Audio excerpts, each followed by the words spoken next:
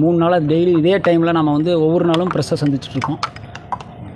கடந்த 6ஆம் தேதி வந்து நாம் வந்து முதல்ல நம்ம ப்ரெஸ்ஸை சந்தித்து சொன்னோம். இந்த மாதிரி வந்து சவுக்கு சங்கர் அவர்கள் ஜெயிலில் தாக்கப்பட்டிருக்காருன்னு அவர் சொன்னதை வந்து நான் உங்களுக்கு முன்னாடி ப்ரெஸ்ஸில் சொல்லியிருந்தேன்.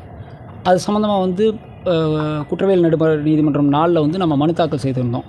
அந்த மனு மீது நேற்று வந்து டிஎல்ஏ டிஸ்ட்ரிக்ட் லீகல் சர்வீஸ் அத்தாரிட்டியில் போய் பார்த்துட்டு வந்திருந்தாங்க.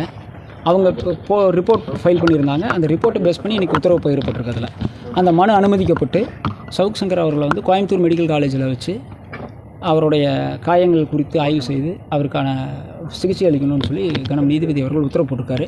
இன்றைக்கி சாயந்தரம் இப்போ இதுதான் உத்தரவு ஆயிருக்கு. அந்த காப்பீஸ் வந்து நாளைக்கு காலையில் நம்மளுக்கு கிடச்சிரும். அது வேறு பிரச்சனை. பட் உத்தரவாகி ஆன்லைன்லேயே போட்டாங்க. பெட்டிஷன் அளவு ஆயிடுச்சு.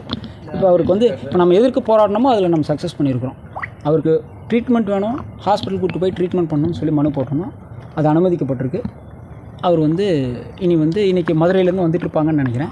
ஜெயில் சூப்பரண்டெண்ட்டுக்கு, மாவட்ட நீதிபதி மற்றும் மூத்த நீதிபதிகளுக்கெல்லாம், மேல் நீதிபதிகளுக்கெல்லாம் வந்து அந்த ஆர்டர் வந்து பகிரப்பட்டிருக்கு.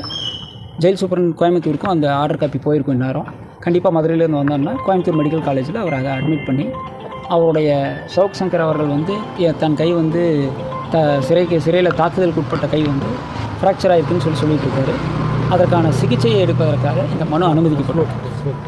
ஏற்கனவே வந்து அவர் வந்து இங்கே உடல் பரிசோதனை பண்ணியிருந்தாங்க. அப்போ வந்து காயங்கள் இருக்குன்னு அவர் சொல்லியிருந்தாரு விபத்தில். அதன் பின்பு வந்து நீங்கள் காவல்துறை வந்து அவர் உள்ளே வந்து தாக்கியிருக்காங்க அப்படின்னு சொல்லியிருக்கீங்க.